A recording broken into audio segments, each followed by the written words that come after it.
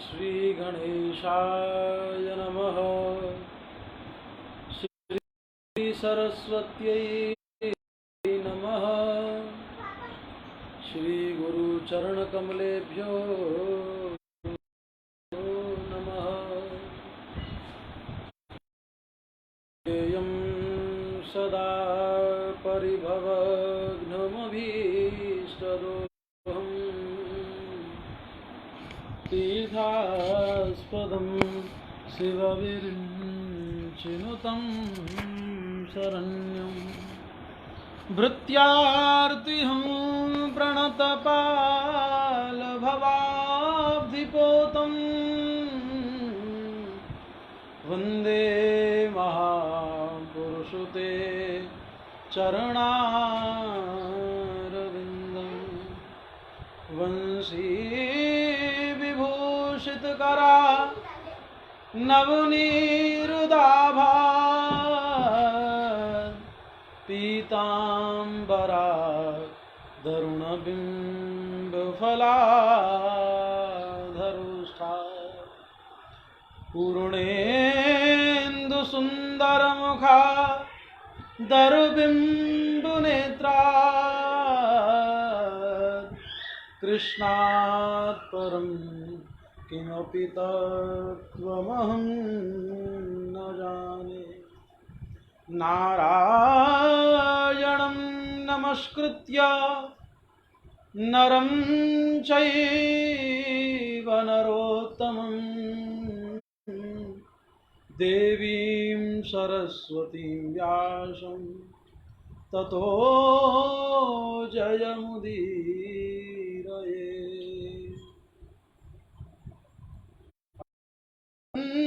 मंडलाकार व्याप्तं येन चराचरम् तत्पदं दर्शितं येन तस्मै श्री गुरुवे नमः। जय जय श्री राधा रमण, जय जय नवल किशोर, जय गोपी चित चोर प्रभु, जय जय माखन चोर। सीतानाथ समारंभा श्रीरामानंदार्य मध्यमा अस्मदाचार्य पर्यन्तां वंदे गुरु परंपराम्।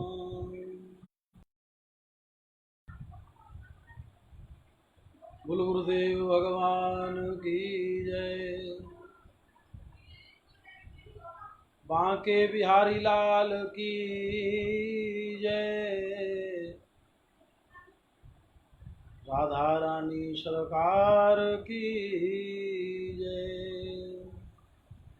श्रीमद् भागवत महापुराण की जय। वेद व्यास जी महाराज की जय। सुखदेव भगवान की जय। जय जय श्री राधे।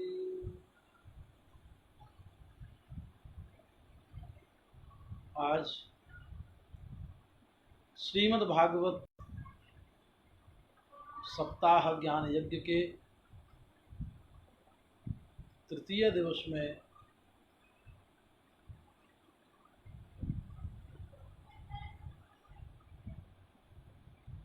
फेसबुक, यूट्यूब आदि के माध्यम से देख रहे आप सब श्रोतृवृंदों का बहुत बहुत स्वागत और अभिनंदन।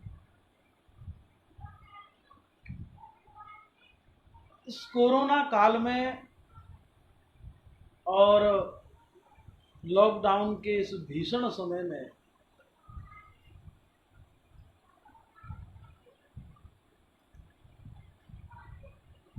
एक विचार जो मेरा बना था, मैं एक दिन सोच रहा था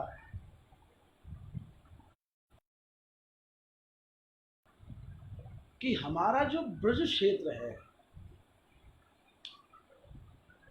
हमारा जो ब्रज क्षेत्र है,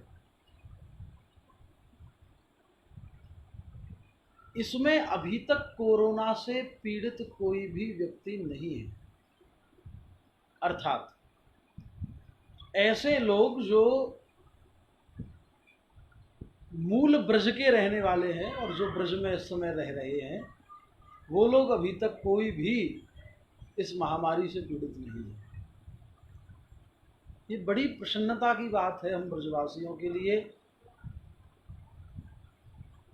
और भगवान ने ब्रज में अपना प्रेम खूब बरसाया, या बात में तो कोई शंका है ही ना।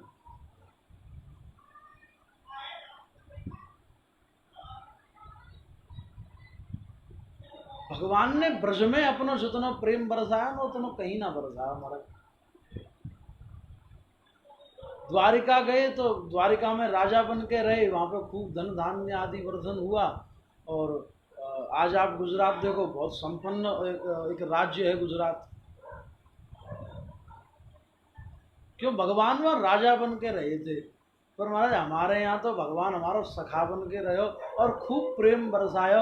और जब जब हम ब्रजवासी पे कोई संकट भी आओ ना, तो बस सब संकट को समाधान भी बड़ी शीघ्रता से करो। चाहे वो संकट इंद्र के कोप के रूप में आयो, चाहे वो संकट कोई अघासुर के रूप में आयो, चाहे वो पूतना जैसी राक्षसी के स्वरूप में आयो, जाने कृष्ण के चक्कर में आके अन्य जाने कितने बालकों को क्षति पहुंचाई, मृत्यु प्रदान करी।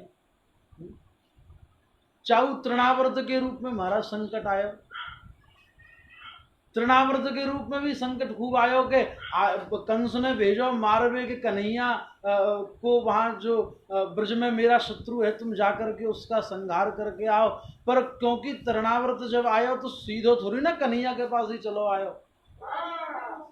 पहले वो तृणावर्त ब्रज में जितने भी घर उसकी चपेट में आए, उन सबको माने तृणावर्त ने लियो महाराज अपने लपेटे में। तो ब्रजवासी ने पे संकट छाया या बात को। और मेरे कान्हा ने ब्रजवासी को, ब्रजवासी और कितने सौभाग्य की बात देखो हमारे लिए, कितनी प्रसन्नता की बात है कि आज हमारे परम पूजनीय महाराज भी यहाँ पधारे हैं। महाराज अभी अभी हम कोरोना की बात कर रहे हैं और महाराज जी देखो दर्शन देवे पधार चले आए। यद्यपि हमारे ब्रज में भी ऐसा नहीं है कि सब लोग लॉकडाउन का पालन नहीं कर रहे हैं या सोशल डिस्टेंसिंग नहीं रख रहे हैं। पालनाएं सभी हो रही हैं, और लेकिन ये पालनाएं संसार भर में और भी तो हो रही हैं भाई, सब जगह हो रही हैं। लेकिन कहीं कोरोना का इतना बचाव नहीं हो पा रहा जो बचाव हमारे ब्रज में है महाराज। अभी मथुरा में कुछ कोरोना के केस मिले, जो केस जब हमने बड़ी गहनता से वहां पे विचार करो तो पता चलो कि वो केस है तो सही मथुरा में, पर जिन लोगों को हुआ वो लोग मथुरा के ना है, कहीं दूसरी जगह के हैं। तुम्हारे ब्रजवासी को तो महाराज जी कोरोना ना है रहो। हमारे काम आते, हमारे काम बनते, देखो महाराज इतने कोरोना की वो जांच गई, इतने लोगों की जांचें हुई, एक भी तो पॉजिटिव नहीं आया, सबके सब नेगेटिव आए। क्या कारण है उसका? उसका कारण केवल मेरे प्रभु की कृपा है, जो ब्रजवासियों पर प्रतिपल रहती है, प्रतिक्षण रहती है, प्रत्येक समय रहती है ब्रजवासियों पर वो। तीर्थराज विमलकुंड पर गौ घाट पर महाराज जी विराजमान रहते हैं। सो अब महाराज ये तो रमते जोगी हैं, ऐसा कोई नहीं था। महाराज जी तो कृपा करने पधारे, भक्त पर तो चले आए, और खूब खूब स्वागत महाराज जी का, अभिनंदन। पेटी लाए थे, पेटी पेटी लाए थे, नहीं लाए।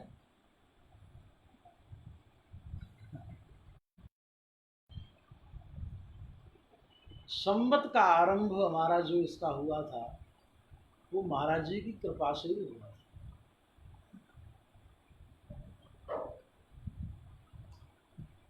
महाराज जी के यहाँ गऊ घाट पर श्रीमद् भागवत कथा का आद्योपांत संस्कृत पाठ करने का हमको सौभाग्य प्राप्त हुआ था। महाराज जी उसमें हमारे परीक्षित रहे थे और हमें इन्होंने व्यास गादी पर बैठने की अनुमति प्रदान करी थी। बड़ा सुंदर हमारे लिए वो अवसर रहा था और उन्हीं की कृपा है कि अच्छा ऐसे ही संतों की कृपा है महाराज। हम तो करेंगे भी क्या, हम तो कोई ठाकुर जी को इतना भजन भी ना कर पावे, लेकिन ऐसे संतों की ही ये कृपा है कि आज अभी तक हमारा ब्रज पूर्ण रूपेण सुरक्षित है। ब्रज में कहीं कोई कैसा भी कोरोना का केस नहीं है। बड़ी प्रसन्नता की बात है महाराज। आइए आज लॉकडाउन के इस भीषण समय में जो आप और हम एक साथ बैठे हैं, आधुनिक तकनीक के माध्यम से श्रीमद् भागवत का आश्रय लेने के लिए आज इसके तृतीय दिवस में हम और आप सब मिलकर के प्रवेश करें। उससे पहले भगवान गोपाल, भगवान श्री कृष्ण गुरुदेव के चरणों में बारंबार अभिनंदन, कोटि कोटि प्रणाम। कथा आरंभ करें उससे पहले एक बार अपने मन को गोविंद चरणों में लेकर के चलें। अपनी प्रार्थना चरणों तक पहुंचाएं और हमारी प्रत्येक प्रार्थना को स्वीकार करेंगे।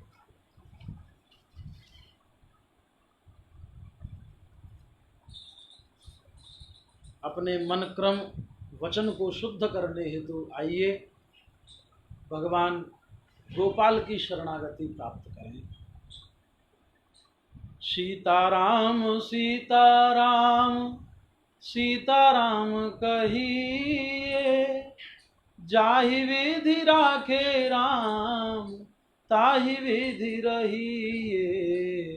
सीताराम सीताराम सीताराम कहिए,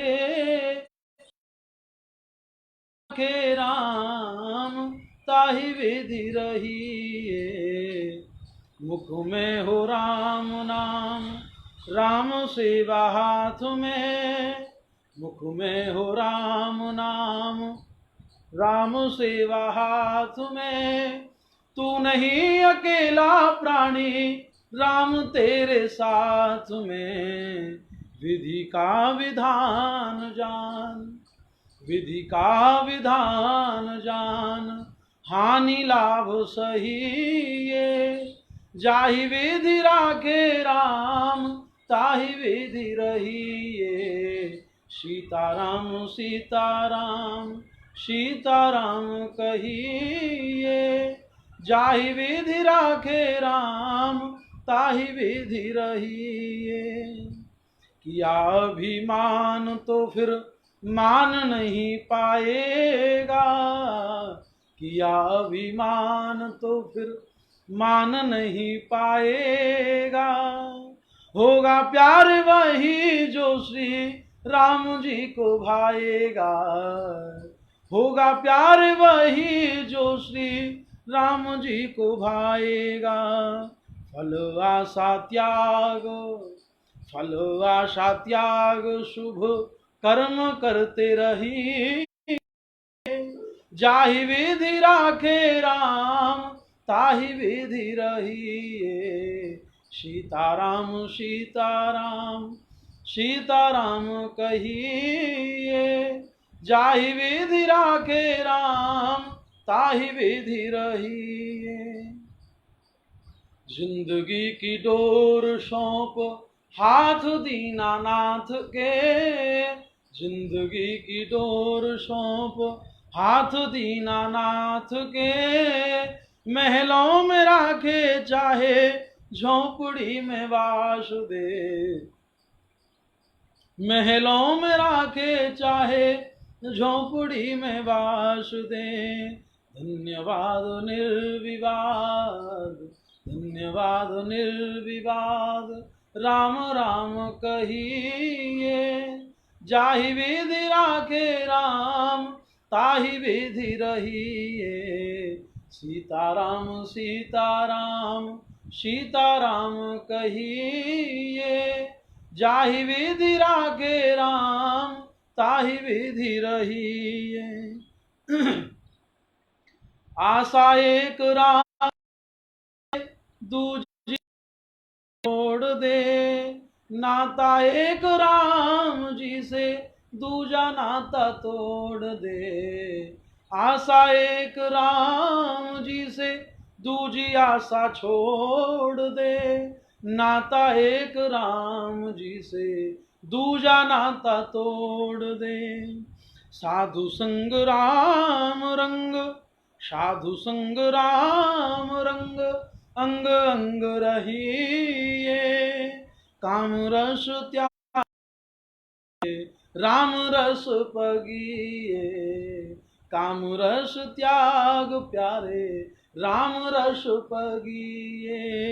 सीताराम सीताराम सीताराम कहिए, जाहि विधि राखे राम ताहि विधि रहिए। सीताराम सीताराम। बोल सियावर रामचंद्र की जय, वृंदावन बिहारी लाल की जय, समस्त ब्रजमंडल की जय, संत भगवान की जय, भक्त समाज की जय, विप्र समाज की जय, वेद व्यास जी महाराज की जय। जय जय श्री राधे।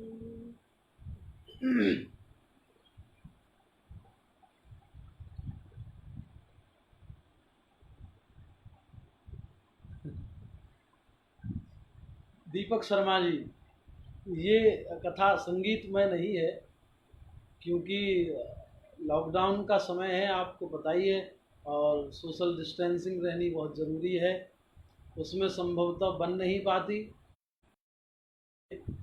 ये संगीतमय कथा नहीं है। भगवान गोपाल को मानते हुए की जा रही है, क्योंकि हम भी कहीं इस समय नहीं जा सकते, और आप जैसे कुछ भक्तों का बार बार निवेदन आ रहा था कि कुछ करें, कुछ उनको सुनाऊं, सो यही उचित लगा, और मैंने श्रीमद् भागवत का ये आयोजन घर पे ही यथा रहा हूँ। भगवान गोपाल को गुरु मानते हैं। ये सब आप लोगों की एक सुविधा के लिए भी है, क्योंकि आप लोग भी इस समय कहीं बाहर नहीं जा रहे हैं, कोई सत्संग नहीं हो पा रहा होगा, कहीं कोई भगवत भक्ति की चर्चा भी संभवतः इस ऐसे पीरियड में तो नहीं हो पा रही होगी, जहाँ सब लोगों को केवल और केवल ये लगा है कि अपनी सुरक्षा कैसे की जाए। तो ऐसे भीषण समय में संभवतः बहुत कम व्यक्ति भगवत भक्ति की ओर झुक पाता है। सो हमें प्रभु ने ये प्रेरणा दी, और हम ये श्रीमद् भागवत की पवित्र कथा, पुण्य कथा आप सबके समक्ष लेकर के इस लॉकडाउन के काल में आए, और आप सब खूब प्रेम स्नेह दे भी रहे हैं, ऑनलाइन जैसा भी है आप सब सुन भी रहे हैं। तो साथ रहिए और सुनते रहिए, हमसे जो सुलभता बनेगी हम भागवत के माध्यम से सत्संग आपको प्रदान अवश्य करेंगे। राधे। तो आइए आज की पवित्र कथा में हम और आप मिलकर के प्रवेश करें। मैं कल आप सबसे निवेदन कर रहा था, मेरी व्यासपीठ आप सबको कल ये कह रही थी कि परीक्षित जिनसे भूलवश कलयुग के प्रभाव के कारण शमीक ऋषि का अपमान हुआ, ये ज्ञात होने पर श्रृंगी ऋषि ने 7 दिन में तक्षक सर्प के दंश से मृत्यु होने का शाप दे दिया। शमीक ऋषि के शिष्य द्वारा जब पता चला,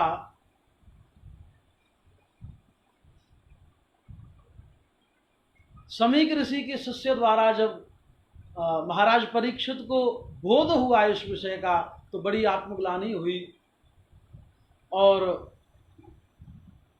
अपना सब राज्य छोड़ करके अपने पुत्र जन्मेजय को राज्य सिंहासन सौंप करके गंगा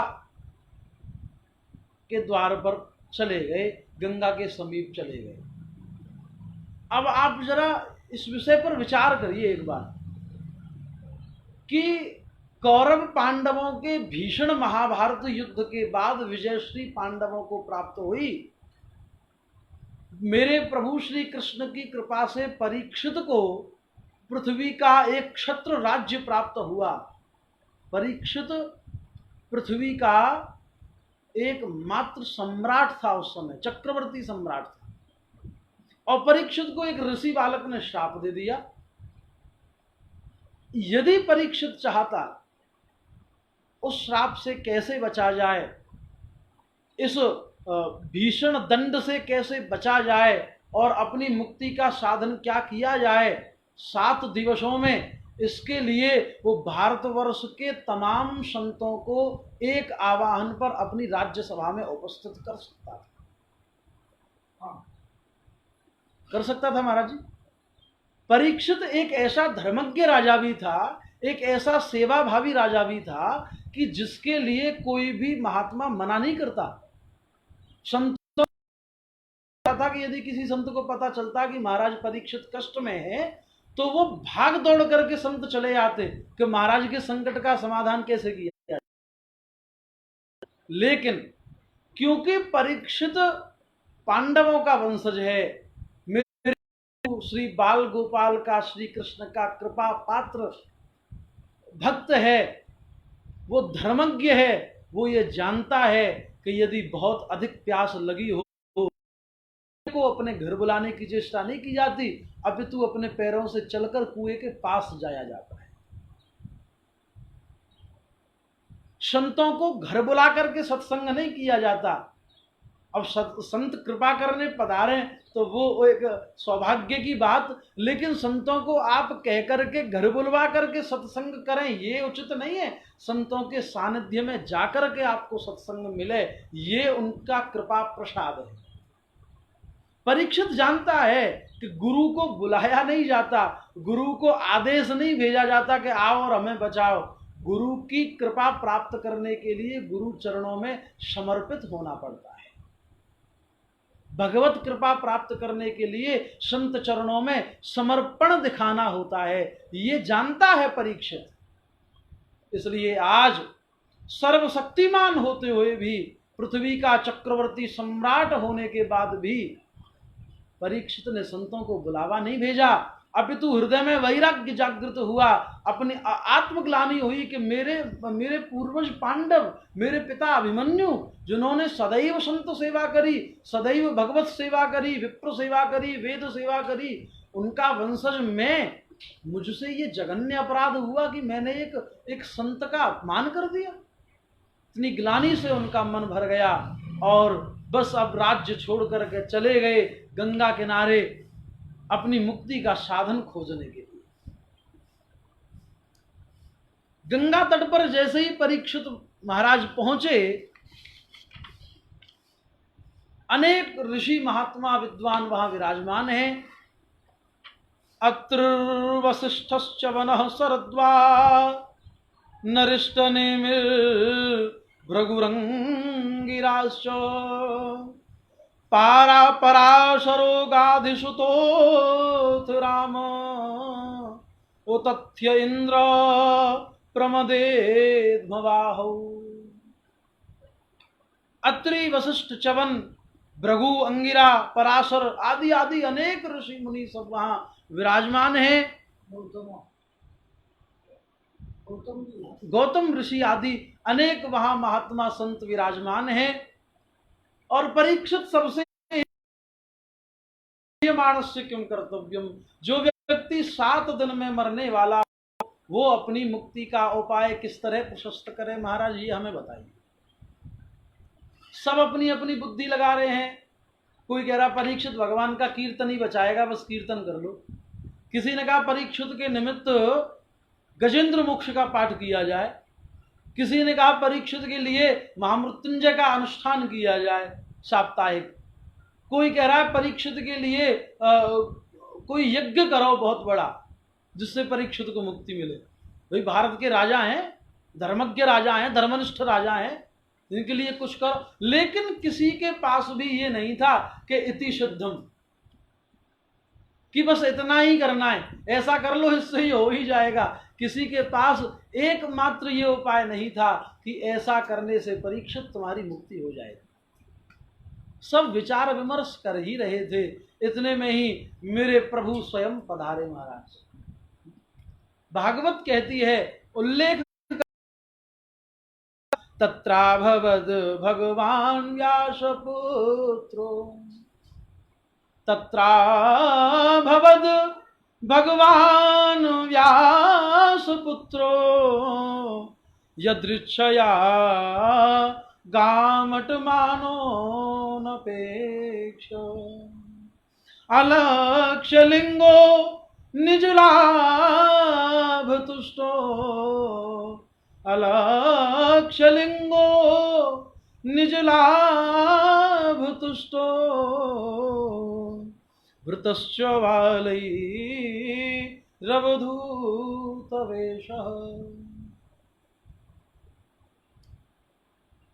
बड़ा ही सुंदर स्वरूप है मेरे प्रभु का।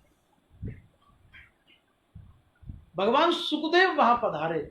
बोलो सुखदेव भगवान की। और भागवत कहती है कि सुखदेव नहीं आए, बल्कि सुखदेव के रूप में स्वयं प्रभु कृष्ण ही पधारे। तत्रा भवद भगवान व्यास पुत्रो, मेरे प्रभु श्री कृष्ण व्यास पुत्र के रूप में अवतरित होकर के आए हैं अपने भक्त परीक्षित की रक्षा करने के लिए। और क्या भाव है भगवान का, क्या कृपा है मेरे प्रभु की, कि परीक्षित को जब जब संकट आया तब तब मेरे प्रभु ने परीक्षित की रक्षा करी। एक बार मां के गर्भ में जब एक ब्राह्मण ने क्रोधित होकर के अस्त्र का संधान किया परीक्षित के मां के गर्भ पर कि मैं इस अंतिम वंशज को नष्ट कर दूंगा, तो मेरे प्रभु भी अपने सुदर्शन को लेकर के मां के गर्भ में ही प्रवेश कर गए। ब्राह्मण ने अस्त्र छोड़ा तो अपने अस्त्र से उसको काट दिया। आज पुनः एक ब्राह्मण बालक ने, एक ऋषि बालक ने भक्त परीक्षित पर अपना वाक वज्र छोड़ा है, तो मेरे प्रभु भी अपने वाणी रूपी वज्र को लेकर के परीक्षित के समक्ष पधारे हैं और अपनी वाणी से इस वाणी के अस्त्र को आज मेरे प्रभु काट देंगे। जैसे ही भगवान सुखदेव सभा के मध्य पधारे, जितने भी ऋषि मुनि सब वहां विराजमान थे, चाहे कोई उम्र में बड़ा हो चाहे कोई उम्र में छोटा हो, सब दंडवत करने लगे महाराज। और सबने जब नतमस्तक होकर के दंडवत करी तो परीक्षित जी भी समझ गए कि निश्चित ही मेरी समस्या का समाधान मुझे यहां से मिलने वाला है। भले ही दिखने में छोटे हैं और अवधूत वेश है, बिल्कुल वृतश्च बालैरवधूत वेश, अवधूत वेश है, कौपीनवंत हैं महाराज सुखदेव, कौपीनवंत सुखदेव हैं। उनको देख करके परीक्षित के हृदय में विश्वास जगा और परीक्षित ने भी प्रणाम कर दिया। भागवत कहती है, सुखदेव जी का स्वरूप वर्णन करते हुए, उनकी अवस्था वर्णन करते हुए भागवत महारानी कहती है, तम द्वष्ट वर्षम सुकुमार पाद। अवधूत कहते हैं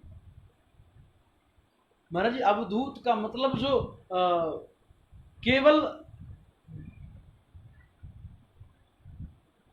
भक्ति का अंबर ओढ़े हुए हो, जो किसी भी सांसारिक छल से अवधूत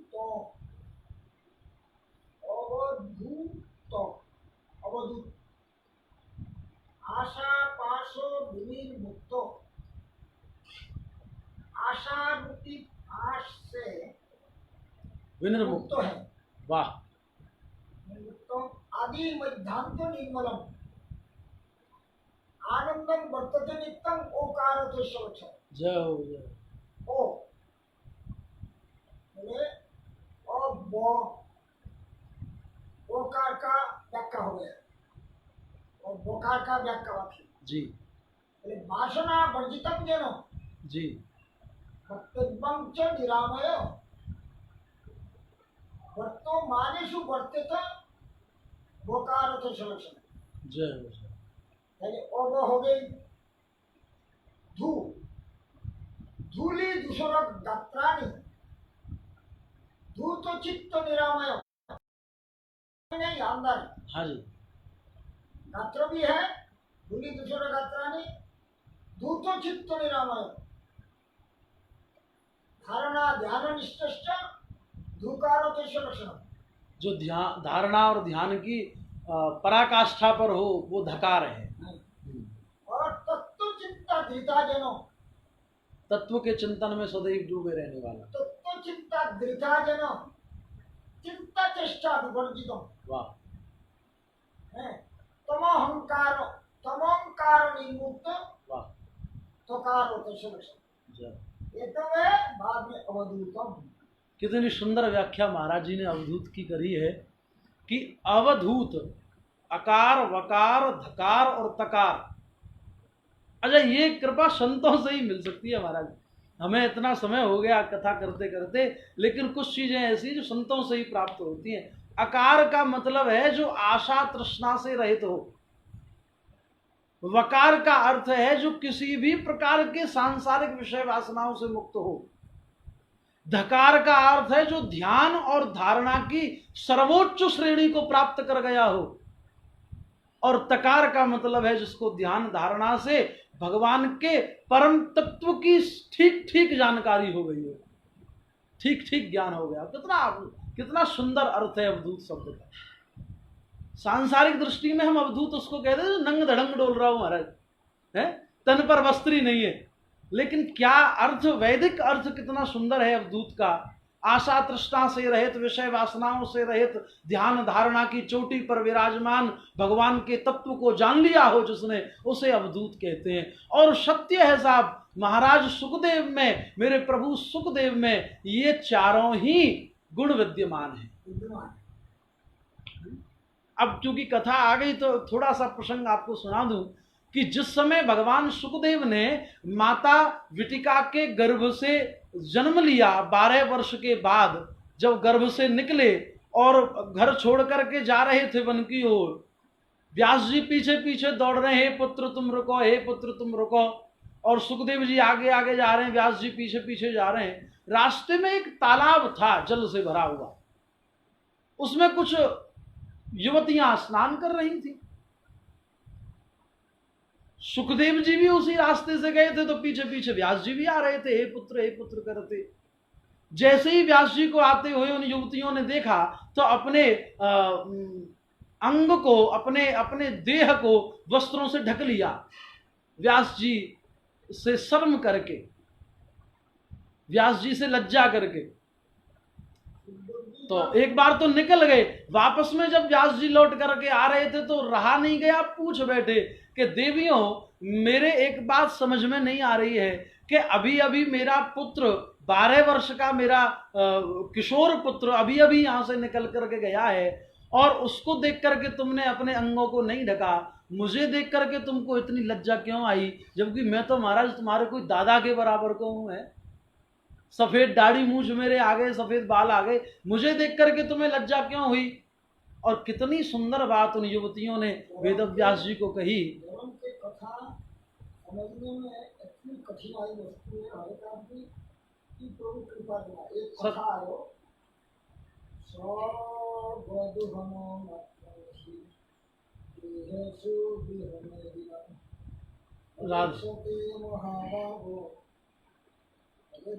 महाबागो अगर गृहेषु और गृह में दिना, गृहेषु माने जो सच्चा ज्ञानी ग्रस्त धर्म और धीरो माने ज्ञानी, हाँ, अपनी कर्तव्य निष्ठा परायण। बोले गृह मेदी क्यों किया गया जी? ये गृह मेदी ये है, सकल तक ग्रस्त का ही है लेकिन अज्ञानी को। उसको गृहमेदी कहता है। गृहेषु और गृहमेदिना, गृहेषु गृहमेदिना, तो गृहेषु कहने समाप्त हो जाते, गृहमेदिना और कहा बढ़ाने का। गृहमेदिना माने अज्ञानी गृहस्थ, अज्ञानी गृहस्थ, एक धीर गृहस्थ और एक अज्ञानी। अज्ञानी गृहस्थ, अज्ञानी माने यार वस्तु तत्व तो ज्ञान नहीं है, मनमानी है। दिक्कत में तो गृहस्थ है, लेकिन ऐसे पशु के बराबर है।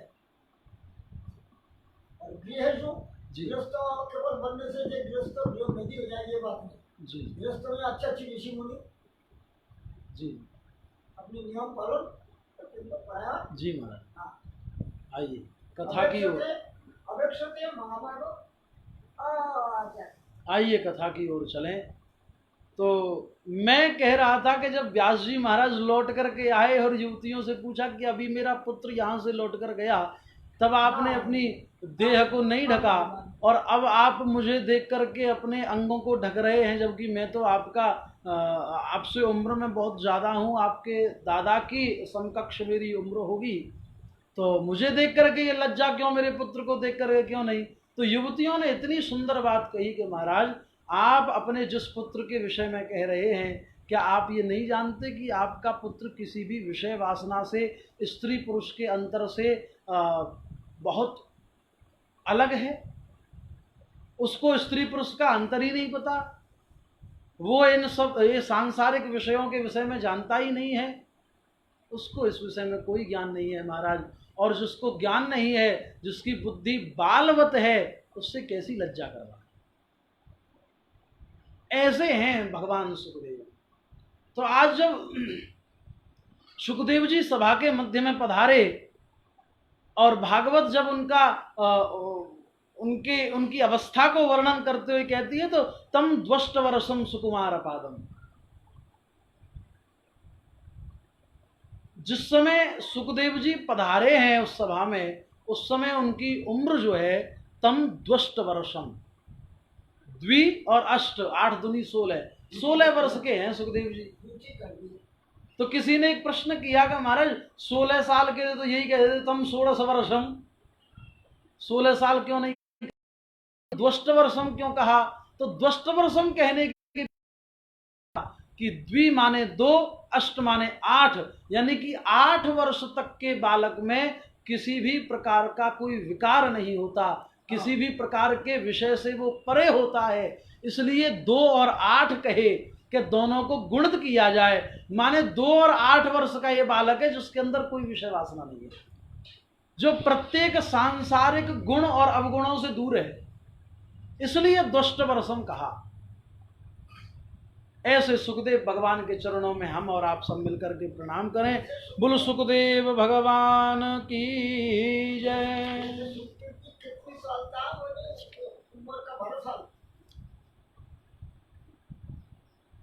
हाँ, 12 वर्ष की अवस्था थी जिस समय जन्म हुआ था उनका।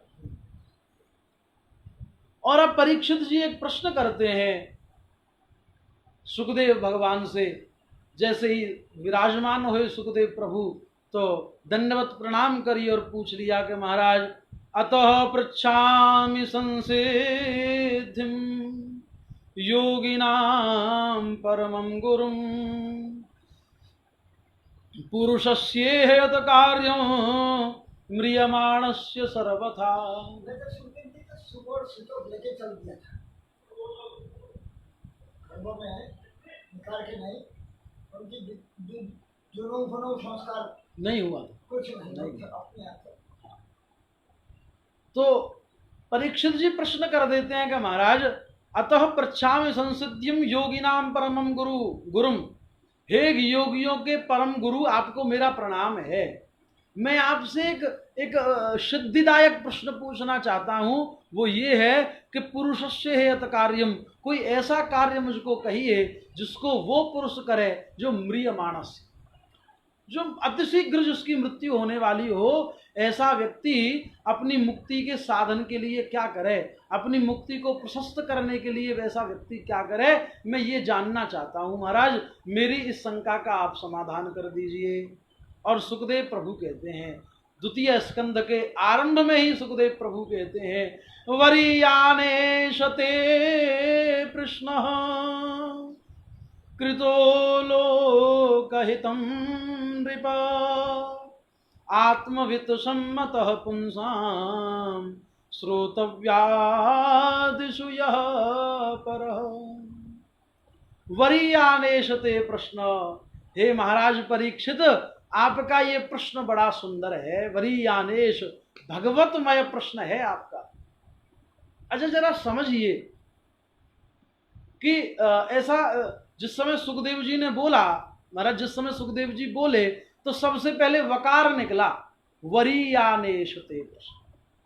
वकार क्यों निकला सबसे पहले मुख से? उसके पीछे एक कारण है। भाई आपने जो प्रसादी सुबह पाई हो तो उसी प्रसादी की डकार आएगी महाराज। आदमी ने किसी व्यक्ति ने मूली खाई हो सलाद में तो डकार आएगी, डकार से पता चल जाएगा मूली खा के आया है ये। ऐसे ही वकार जो है वो ब्रह्म का बीजाक्षर है, ब्रह्म शब्द का बीजाक्षर है वकार। अब जिसके रोम रोम में ब्रह्म भरा हुआ हो उसके मुख से सबसे पहले वकार निकले, ब्रह्म का बीजाक्षर निकले तो कौन सी बड़ी बात। गोस्वामी तुलसीदास जी जिस समय रामचरितमानस लिखते हैं तो सबसे पहले प्रार्थना यही करते हैं, वर्णा नाम अर्थ संघानाम रसानाम छंदसामपि। वकार से ही उच्चारण करते हैं अपनी श्री रामचरितमानस का। अर्थात ये कि वकार ब्रह्म का बीजाक्षर है और जिसके अंदर केवल और केवल जिसके रोम रोम में ब्रह्म भरा हुआ हो उसके तो भैया मुख से सबसे पहले ब्रह्म ही निकलेगा। ऐसे सुखदेव प्रभु परीक्षित से कहते हैं, परीक्षित आपका ये प्रश्न हमें बड़ा बढ़िया लगा। आपका ये जो प्रश्न किया है ना आपने, वास्तव में ये प्रश्न आपका नहीं है, अपितु प्रत्येक प्राणी मात्र का प्रश्न है। अच्छा देखिए भाई, मुझे श्रीमद् भागवत में सबसे प्यारा जो पात्र लगता है वो पात्र परीक्षित ही लगता है। ऐसे जानिए आप कि ये जितने भी धर्म ग्रंथ हैं, जितने भी वेद हैं, पुराण हैं, शास्त्र हैं, जो भी हैं, इनमें जितनी भी कथाएं हैं ये हम मानवों को, हम मनुष्यों को प्रेरित करने के लिए हैं। अच्छा हम प्रतिदिन सायंकाल श्रीमद् भगवत गीता, श्रीमद् गीता का पाठ सुनाते हैं तीर्थराज विमल कुंड को, और महाराज जी का जो आश्रम है गऊ घाट पर तो वहीं बैठ करके हम सुनाते हैं। महाराज जी ने एक दिन बड़ी सुंदर बात हमसे कही, हमको बताई कि क्या वास्तव में अर्जुन को गीता सुनने की आवश्यकता थी? जिस अर्जुन को भगवान ने अपना कृपा पात्र माना हो, इतने बड़े भारतवर्ष में उस समय में किसी को भी भगवान ने अपना कृपा पात्र नहीं माना, केवल अर्जुन को माना। अर्जुन को अपना सखा भी बना लिया, अर्जुन को अपना जामाता भी बना लिया, अर्जुन को अपना सर्वस्व बना लिया जिन प्रभु ने। तो क्या अर्जुन कोई सामान्य व्यक्ति था? नहीं। क्या वास्तव में अर्जुन को गीता सुनने की आवश्यकता थी? नहीं। अरे अर्जुन को गीता सुनने की क्या जरूरत? जो प्रति पल प्रति क्षण मेरे प्रभु के सानिध्य में रहता हो, जो जिसका प्रत्येक समय प्रत्येक सेकंड जिसकी मेरे प्रभु के ध्यान में निकलती हो, उसको क्या कभी कोई मोह हो सकता है? उसको क्या कभी कोई शंका हो सकती है? नहीं। वास्तव में तो अर्जुन को न कोई मोह था न कोई शंका थी। अर्जुन के माध्यम से भगवान ने ये पूरे संसार को गीता प्रदान करनी थी, इसलिए अर्जुन ने कहा महाराज मैं मोह में पड़ा हुआ, मैं मुझसे शस्त्र नहीं उठ रहे हैं। नहीं तो क्या अर्जुन को पहले नहीं पता था? जिस समय ढिंढोरा पीटा गया था हस्तिनापुर के लिए, पांचों पांडवों ने पत्र लिख करके भेजा था कि हम द्रौपदी के अपमान का प्रतिशोध लेने के लिए शीघ्रातिशीघ्र अपनी सेना लेकर के आ रहे हैं। क्या उस समय अर्जुन को नहीं पता था कि मुझे पितामह भीष्म से युद्ध करना पड़ेगा, मुझे अपने गुरुदेव द्रोण से युद्ध करना होगा, कर्ण जैसे महारथी से युद्ध करना पड़ेगा? क्या ये अर्जुन पहले से नहीं जानता था? जानता था। लेकिन ऐसी परिस्थिति किसी के भी सामने आए तो वो क्या करे?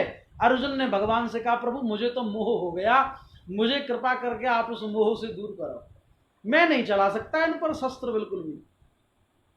वास्तव में अर्जुन को मोह नहीं हुआ था, अर्जुन ने हमारे और आपके मोह को दूर करने के लिए पहले ही भगवान के मुख से गीता का प्रादुर्भाव करवा लिया। अर्जुन था, भगवान ने हम पर कृपा करके गीता कही, अर्जुन पर तो पहले से ही कृपा थी महाराज। ऐसे ही सुखदेव जी कह रहे कृतो लोक हितो नृप, हे राजन ये प्रश्न तुम्हारा नहीं है, तुम तो माध्यम बन रहे हो। अरे जो भगवान तुम्हारी रक्षा माता के गर्भ में कर सकते हैं, क्या वही प्रभु तुम्हारी रक्षा ऋषि बालक के श्राप से नहीं कर सकते थे? क्या वही प्रभु चाहते तो तुम्हारे मुकुट में क्या कलयुग का प्रवेश होने देते? नहीं होने देते। लेकिन प्रभु तुम्हारे माध्यम से पूरे जगत को भागवत का आश्रय प्रदान करना चाहते हैं, इसीलिए आज प्रभु ने तुमको माध्यम बनाया है परीक्षित।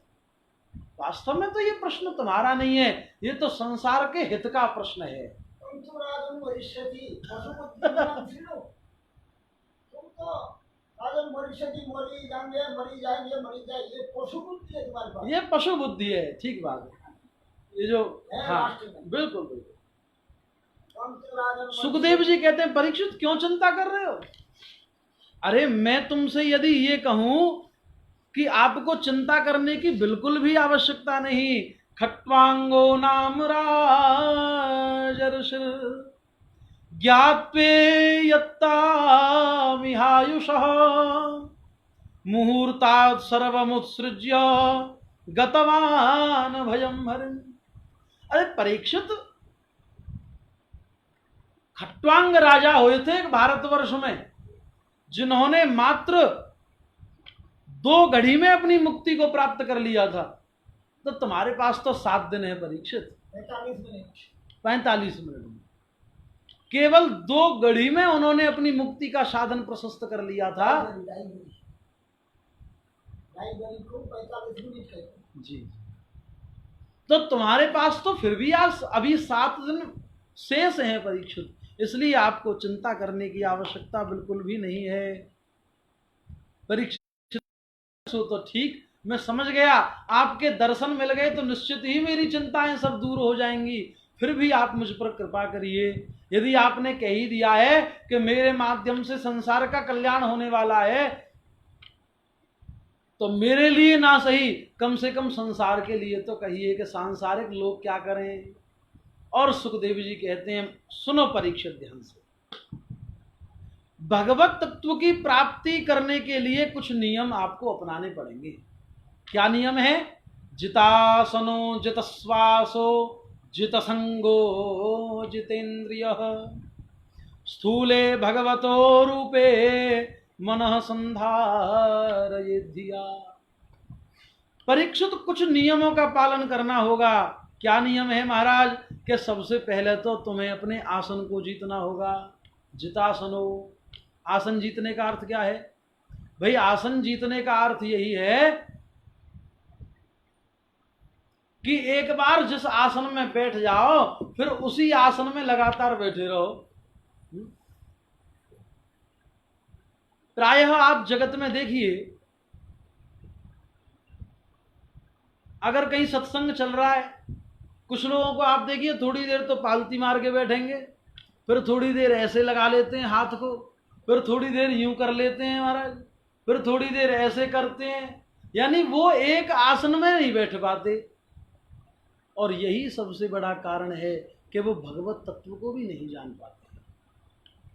जिस समय गोकर्ण जी ने धुंधकारी के उद्देश्य से कथा करी और कथा संपूर्ण होने पर, विश्राम होने पर, जब भगवान श्री कृष्ण के पार्षद विमान लेकर के धुंधकारी को लेने के लिए आए और गोकर्ण जी ने प्रश्न किया कि महाराज कथा तो सबने सुनी, आप धुंधकारी को लेने के लिए आए हैं, तो ये तो भेदभाव हो गया, ये तो भेद दृष्टि हो गई महाराज। केवल धुंधकारी को लेने के लिए क्यों आए? तो उसका सबसे बड़ा कारण यही था, वो कहते हैं कि श्रवणस्य विभेदेन, ये सुनने के अंतर के कारण।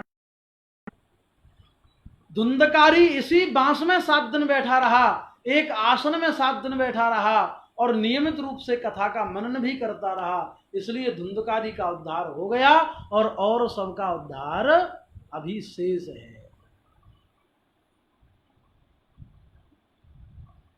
अद्भुत बात है। सुखदेव जी कहते हैं परीक्षित सबसे पहला ही नियम है कि जितासनो, आपको अपना आसन जीतना होगा। दूसरी बात कहते हैं जित श्वासो, आपको अपनी श्वास पर नियंत्रण करना होगा।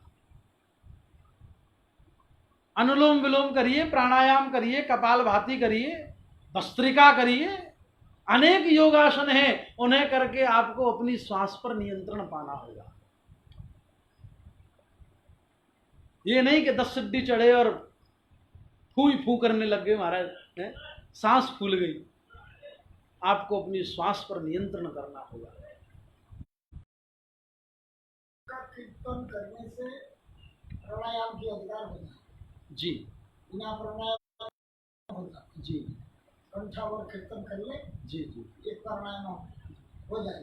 कीर्तन भी महाराज वही कर सकता है जिसने आसन को और श्वास को जीता हो।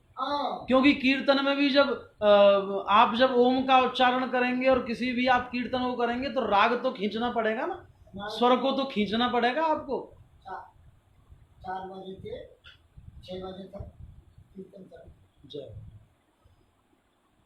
तो भगवान के भजन के लिए सबसे पहले तो आसन और फिर श्वास पर नियंत्रण करो परीक्षा। और तीसरी बात मैं आपसे कहता हूं कि जित संगो, अपना संग जीतो। अच्छा, संग जीतने का अर्थ क्या है? संग जीतने का क्या अर्थ है?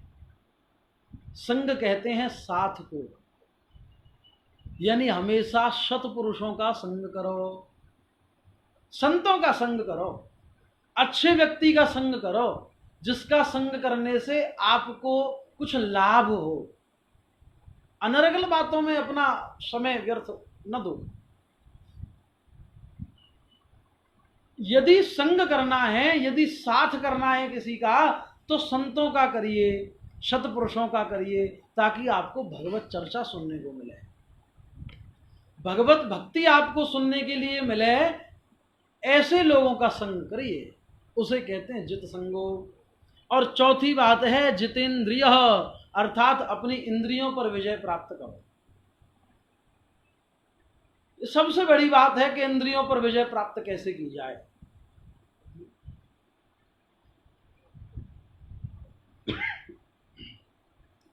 इंद्रियों पर विजय प्राप्त करने का भी एकमात्र ही उपाय है भक्ति। माने यदि भगवान की भक्ति में लगे रहोगे तो ये चारों साधन स्वतः ही प्रशस्त हो जाएंगे महाराज।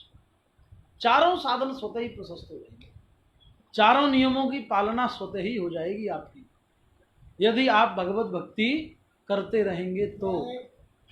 किसी ने कहा कि साहब महाराज हमारा तो मन नहीं लगता है भक्ति में, भजन में मन नहीं लगता है। हमारे संप्रदाय में एक श्रीपाद नरोत्तमदास ठाकुर महाशय का प्रेम भक्ति पत्रिका में 6 ऋतु का 6 प्रकार ड्यूटी दिया गया। 6 प्रकार ड्यूटी, ये तुम्हारे जानने में बहुत फायदा है। और